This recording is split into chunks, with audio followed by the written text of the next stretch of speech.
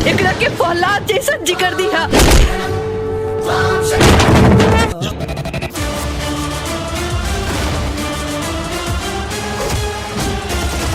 6 feet height 48 inch छाती भटपुरिया मर्दाना तोहरा बेटी के दीवाना।